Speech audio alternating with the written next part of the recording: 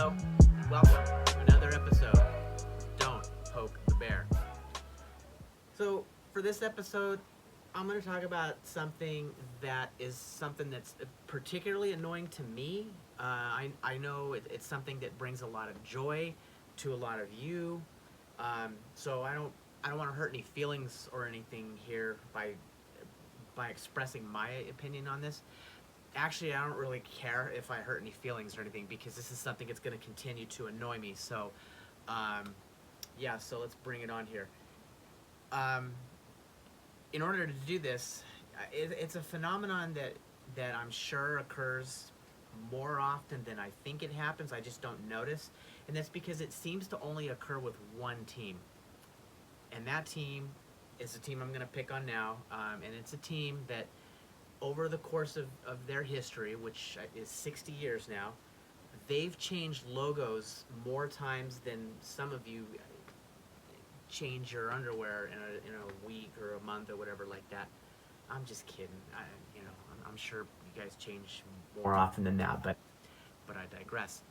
And that team are the Angels. And as you see, I'm sporting an old school Anaheim Angels jersey. Um, and I think they've had five. I'm just thinking off the top of my head. 1, 2, 3, 4, 5, 6, 7, 8 different logos over that period of time. I mean, do the math on that. That's like changing your logo like once every 7 or 8 years. I mean, that's crazy. That's just crazy. But let's talk about this. So, what makes this so annoying to me is that you have this current phase of this trend of the custom hat and the side patch. And what bothers me, why is it so difficult for these people that are producing these hats, that are designing these hats, to have the side patch be period specific to match the logo on the front of the hat? I don't get it. I don't get it. It's just something that I just don't get it. I was looking at my database of all of my hats, and I have, of all my Major League Baseball hats, I have 114 hats that have side patches. I know some of you are like, weak. All of those are period specific. They match what's on there. I don't have anything that is gonna fall into the category that I'm gonna talk about here. So, but let's pick on the Angels here, okay? So we're gonna start back in the early days when they were the Los Angeles Angels, their humble beginnings, and they had this hat. So, just the standard interlocking L and the A, but it had the embroidered halo on the top of the hat. And as far as I know, maybe TJ or Jason or somebody with more in-depth knowledge than me, I believe this is the first instance of there being embroidery on a location on the hat different than the front. I don't know, maybe I'm wrong, I don't know, but I think this is a pretty cool look.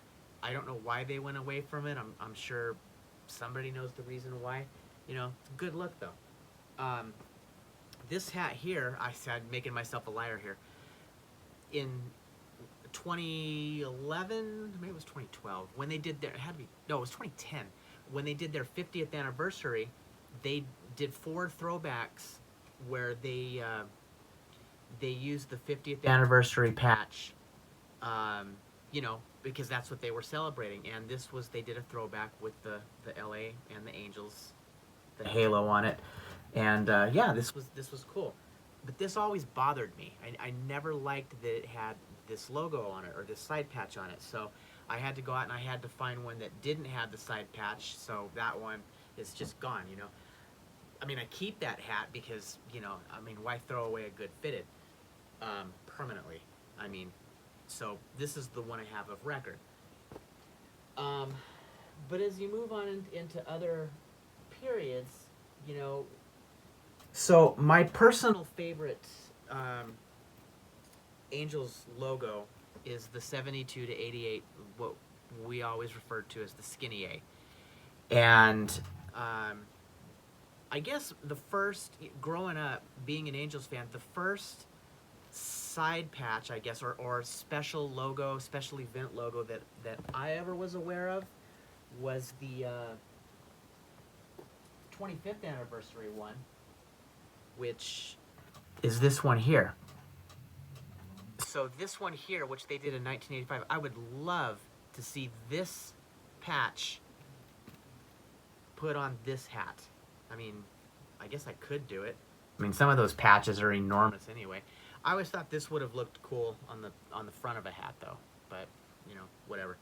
So, and I have the patch, so I guess if I could find somebody that could do that embroidery on this kind of hat, that would be cool. Yeah, but you never see this one. I think Lids actually just did one, but it was the woven one. And I saw the hat, I saw it in store, and I didn't really care for it, so I didn't get it. So hopefully someday we'll see this on the side of this hat. That would be cool. I always believed that the 1989 All-Star Game, because my very first fitted, which was this one, not this specific one, but was this logo, I got it in 1989 at Anaheim Stadium. So I always believed that they didn't transition to the Fat A, as we called it, until 1990, and it turned out I was wrong.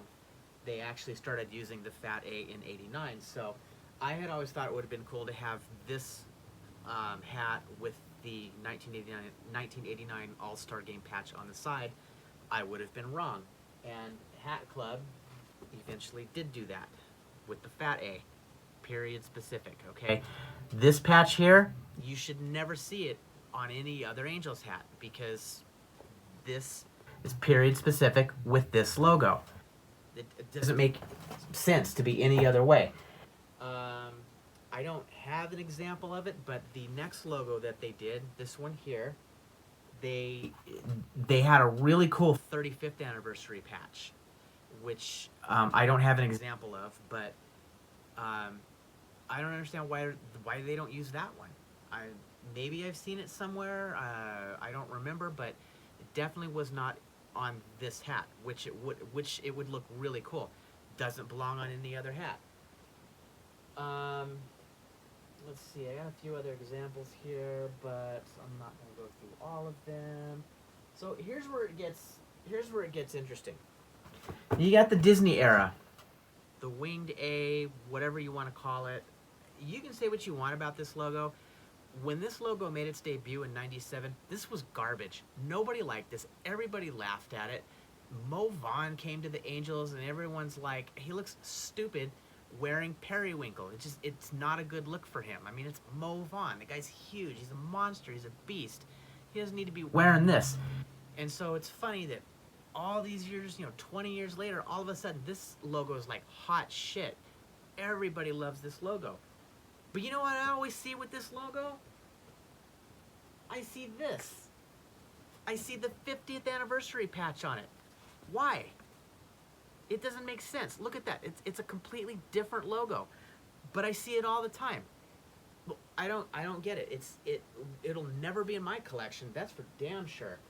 And they did. And here's the kicker. They have an awesome 40th anniversary or 40th season, I guess, patch that they could be using, or they even have this one that they could use. This one's better, but and let's all take a moment for that guy who designed that Angels hat that did have the 40th anniversary patch on the winged A hat, and then somebody else made it before he had a chance to sell his. But so shout out to him. I don't remember who it was, but he actually had a period specific patch on the correct hat. Then you get into the Angels' current logo, which is this one. And lo and behold, they have a crap ton of patches for that one. You got your,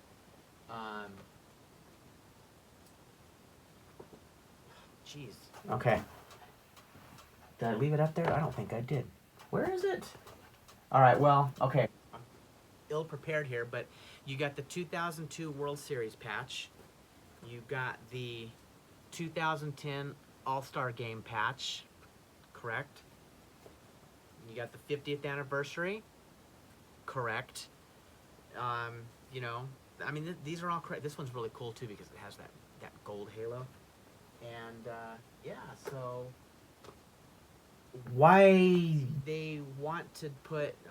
I mean, I don't know. I mean, maybe it's availability, but it's just something that's always bothered me, you know. And so they'll put these crazy colorways out there, and people just want to snatch them up, and they don't even recognize that the patch it doesn't match the logo, and that's just something that's always irritated me.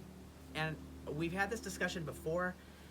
I think, I don't know, sometime last summer, and I brought that up, and I basically, the response I got was, yeah, you're right, but we don't care, you know. So I don't know. It is what it is, I guess. You know, that's just one thing about the Angels, though. I mean, you know, you've got this logo, and there goes my clock again, and I'm not even stopping this time. You know, this is a cool logo here, but they only used it from the early 70s to 85.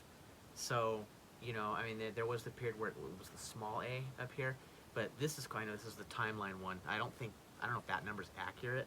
Because I think they started doing this in 72. I may be wrong. You know, this is the primary logo that they use from 86 to 92 through 92. You know, so the Angels have had a lot of really good patches in their history, and you know, it's not difficult to match them up with the correct ones. And I just don't understand why it's such a difficult process. So, if there are other teams that have the same, I know the Padres, they have a history of changing their logos a lot. The Mariners is another one. They've got 8 or 9 different logos in their history. A ton of side patches, because now you have to have an anniversary patch for everything. 45th, 55th, 35th. You know.